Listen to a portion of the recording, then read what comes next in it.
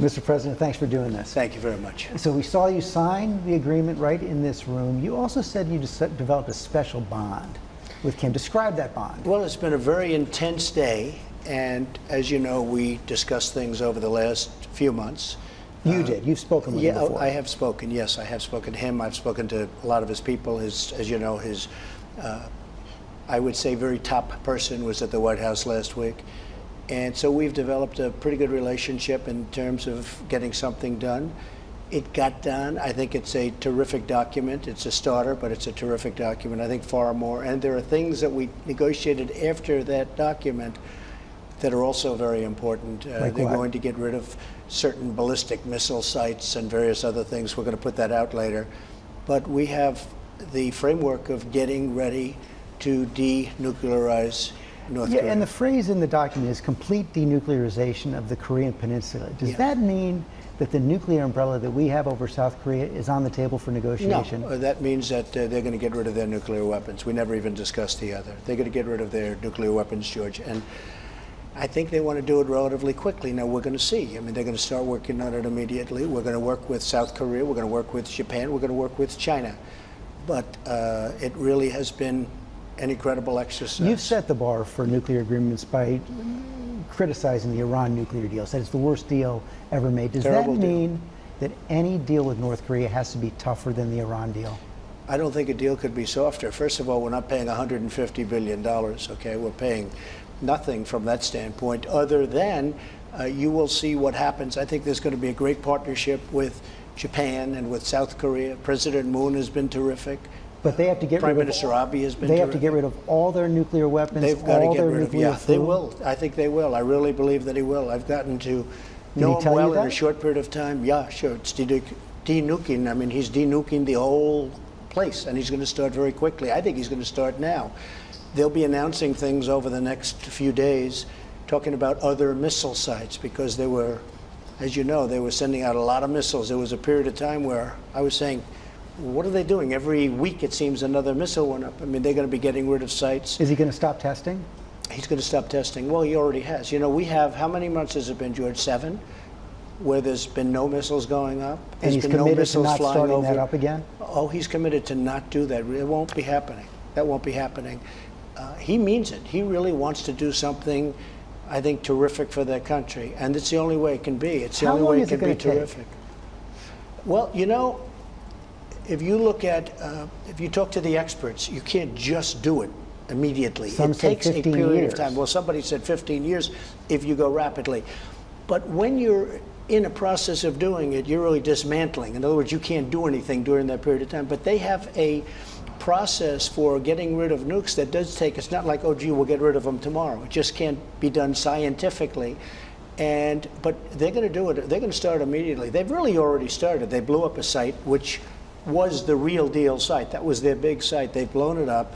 They're getting rid of things that haven't been mentioned in the document. They're getting rid of certain missile areas, and they're not going to be sending missiles up. They're not doing research. And they're going to announce that and confirm it as well, these additional steps? You say it? The North Koreans are going to announce these additional steps as well? Yeah, they're going to be announcing them very shortly. They might have announced them already, but this came down after we signed. We agreed to that also. And I'm doing something that I've wanted to do from the beginning. We stopped playing those war games that cost us a fortune. You know, we're spending a fortune every number of months. We're doing war games with South Korea. And I said, what's this costing?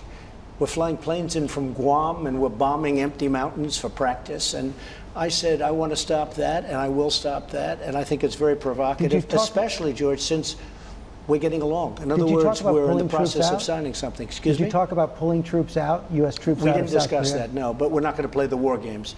You know, I wanted to stop the war games. I thought they were very provocative, but I also think they're very expensive. We're running the country properly. I think they're very, very expensive to do it. We have to fly planes in from Guam, that's 6.5 hours away, big bombers and everything else. I said, who's paying for this? I mean, who pays in order to practice? What are the kinds of security? So one of the things that I suggested and I want to do is we're going to stop the war games unless for some reason we're unable to go further. What other kinds of security guarantees did you offer? Did you put on the table? Well, we've given him, I don't want to talk about it specifically, but we've given him, he's going to be happy. His country does love him. His people, you see the fervor, they have a great fervor. They're going to put it together, and I think they're going to end up with a very strong country, and a country which has people that they're so hardworking, so industrious. I think if you look at South Korea someday, maybe in the not too distant future, it will be something like that. You say his people love him. Just a few months ago, you accused him of starving his people. And then listen, here's the rub. Kim is a brutal dictator. He runs a police state, forced starvation, labor camps. He's assassinating members of his own family. How do you trust a killer like that? George, I'm given what I'm given, okay? I mean, this is what we have, and this is where we are, and I can only tell you from my experience, and I met him, I've spoken with him, and I've met him, and this was, as you know, started very early, and it's been very intense. I think that he really wants to do a great job for North Korea. I think he wants to de-nuke. It's very important. Without that, there's nothing to discuss. That was on the table at the beginning, and you see a total de-nuclearization of North Korea is so important, and he wants to do the right thing. Now, with all of that being said, I can't talk about, it doesn't matter. We're starting from scratch. We're starting right now, and we have to get rid of those nuclear weapons. How do you trust him, though? Is he willing to change? Do you believe he's changed? Well, you know, over my lifetime, I've done a lot of deals with a lot of people, and sometimes the people that you most distrust turn out to be the most honorable ones, and the people that you do trust, they are not the honorable ones. So we are starting from a very high plane. We're starting from a very good relationship. This has been a very big day in terms of the world. I think it's been maybe, a lot of people are saying it's historic. We're all calling it historic. Yeah, even my enemies are calling it historic. And you know, the fact is that we've done something that's very unique. Nobody's met with the family. Nobody at a high level. No president has. No president has, certainly. And we've done something that we're very proud of. It's a very strong document. His father made agreements with the United States and then said he was going to freeze his nuclear weapons, then backslid. Didn't keep the commitments. Right. And he talks about that. He said that, you know, there are reasons he didn't, because he was let down by the United States, but that's irrelevant. What he's doing, and he very much said that. He said, you know, over the years, first of all, they've never gone this far. You know, they've never been at a level like this, and his father never dealt with the president and a lot of other things. But he said, it's very much in his mind. He said, we are going to get this done. In the past, we've tried, but it never worked out, and it never did work out. And it was embarrassing, actually, to the United States and to our leadership. This is different. I believe you'll find in the years to come, George, I think you're going to find this different. How are you going to know he's keeping his word, he's committed to this? Well, we're going to be following things. We're going to be monitoring things. We're dealing with him on a constant basis. Secretary of State Mike Pompeo did a very, very good job. Great energy, and they have a great relationship. His counterpart, they have a really good relationship. They're moving along. They're getting it done. I mean, I've been up 24 hours now straight between phone calls and, you know, working it. This is a very, look, this is 72 years we're talking about, and we put it into one very intensive day and some meetings beforehand. But a lot of people look at Kim Jong Un and say there is no way he is ever giving up those nuclear weapons. That's why he survives. That's why he was in this room today. Well, I think we have to disagree. Otherwise, I wouldn't be here. Or I would have respectfully, you know, I would have shaken his hand. I would have said, listen, I'll see you sometime, but I wouldn't have had any interest. No, this was very important. It's in the first paragraph, and it says complete, total denuclearization. Without that, I wouldn't have been interested. I believe that he wants to get it done. You trust him? I do trust him, yeah. Now, will I come back to you in a year and you'll be interviewing? I'll say, gee, I made a mistake. That's always possible. So, you know, we're dealing at a very high level. A lot of things can change. A lot of things are possible. He trusts me, I believe. I really do. I mean, he said openly, and he said it to a couple of reporters that were with him, that he knows that no other president ever could have done this. I mean, no other he knows the presidents. He knows who we had in front of me. He said no other president could have done this. I think he trusts me, and I trust him. Ronald Reagan said trust but verify. Yeah. How do you verify this commitment? Well, we're going to be verifying, and we're going to be working with them, and it's going to be much more open than it is right now. Right now, it's obviously very closed. It's a closed society. We know very little about, you know, if you ask intelligence, they will tell you probably they know less about this area of the world than they do any place, anywhere in the world. We're going to be working very closely with them. We've developed great relationships at different levels. Mike Pompeo's got really very good, strong relationships, and others have also. Today we introduced them to John Bolton, which was a very interesting thing. And he says, how do you know Kim Jong Un is lying? His lips are moving. By the end of that conversation, it was good. I think they have good trust. You know, this has been a dizzying few days of diplomacy for you. You know, you're reaching out here to Kim Jong Un, longtime enemy of the United States, coming off of that summit in Canada with those tough words for the Canadian Prime Minister.